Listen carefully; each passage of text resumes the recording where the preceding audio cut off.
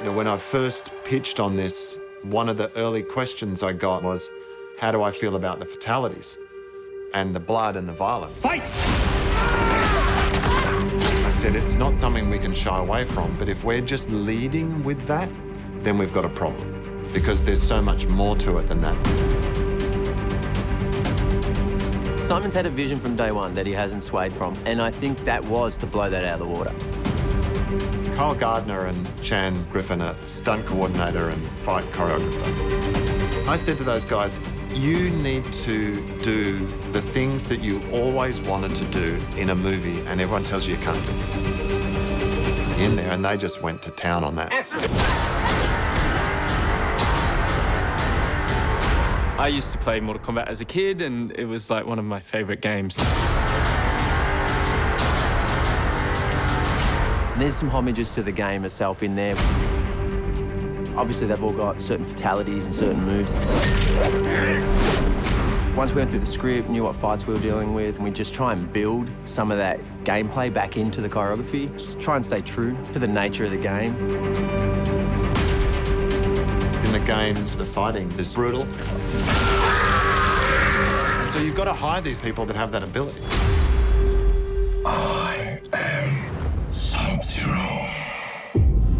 We've got a fantastic actor, Joe Taslim, playing Sub-Zero, who's 15 years part of the Indonesian judo team. Joe's got that pure athleticism. I made the mistake of watching The Raid a couple of nights before we fought, and I go, I gotta fight this dude? I gotta fight that dude? Joe was faster than everyone. Joe was too fast. Joe was so fast, they had to ask him to slow it down for the camera. It was like two guys that's ever happened to. Joe Taslim and Bruce Lee. Action! A fight scene and a drama scene, they are the same. In a drama, you have the lines, but in a fight, just the agony, struggle, the pain, those are our lines. You cast for what's in their brain, what they've learned over the years, especially with something like martial arts. It's impossible to bring someone up to his level quickly. That's just not going to happen. The same goes for Hiroyuki Sanada.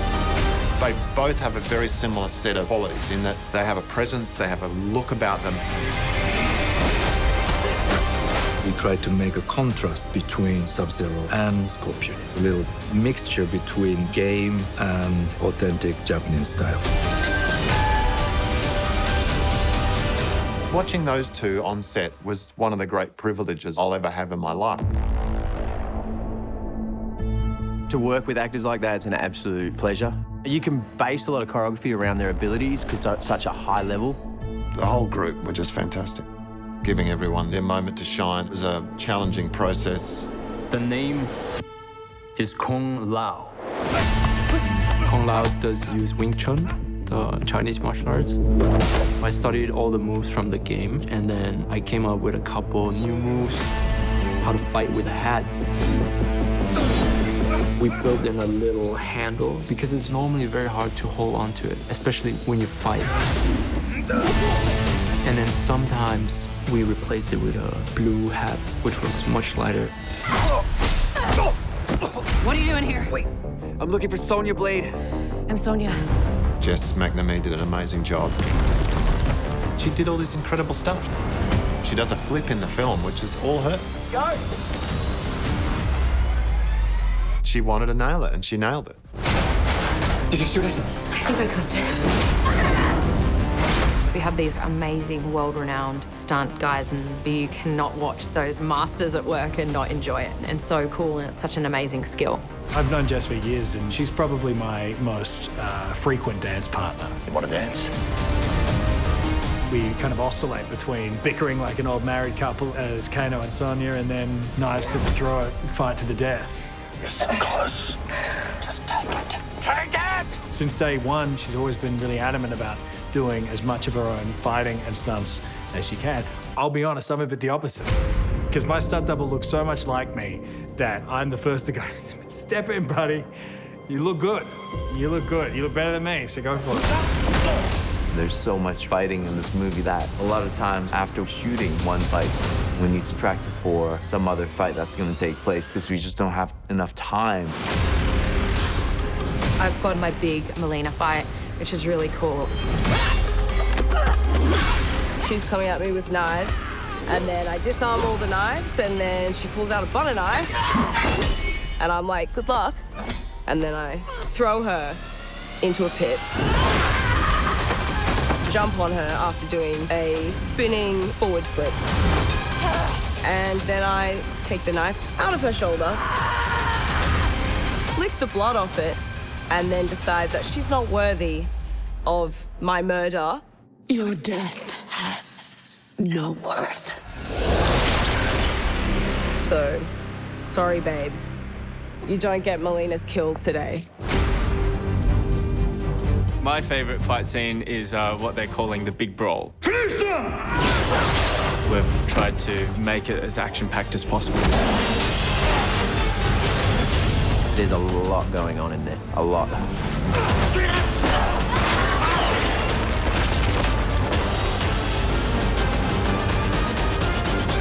We needed to establish sections to be able to cut between Goro and the big brawl. And action. Welcome to my crib. This is Cole's family cabin in the woods. And if you look over here to my right, this is the shed where you find the worst thing you could ever find when looking in your shed. A Goro. You know, Goro's such a large character and his power and everything. It only made sense for Cole to fight smart. I'm the one you want. See that? So we designed to put him into a shed and try and encase the fight in a small area, make it hard for Goro to move around.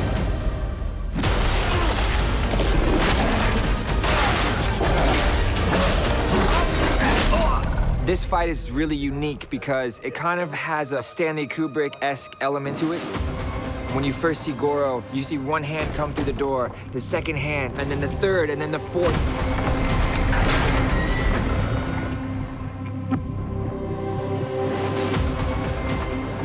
It's this four-arm creature, so let's make use of the forearm.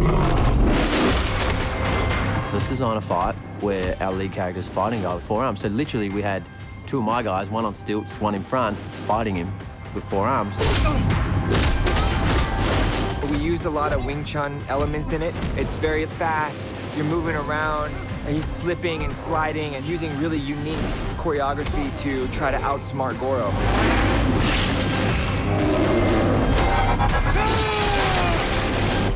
So it's a really cool fight.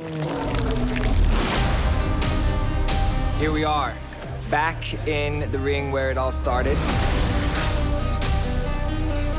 It's really cold, and the whole place is iced out.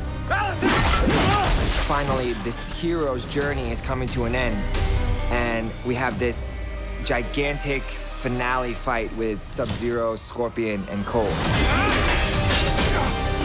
The beauty of Mortal Kombat is that it blends classic martial arts that you may have seen in cinema before with a fantastical element that you may not have seen. When those two things are fused together with the talent of the stunt team that is working on this, I mean, the fight scenes in this movie are insane. Get over here!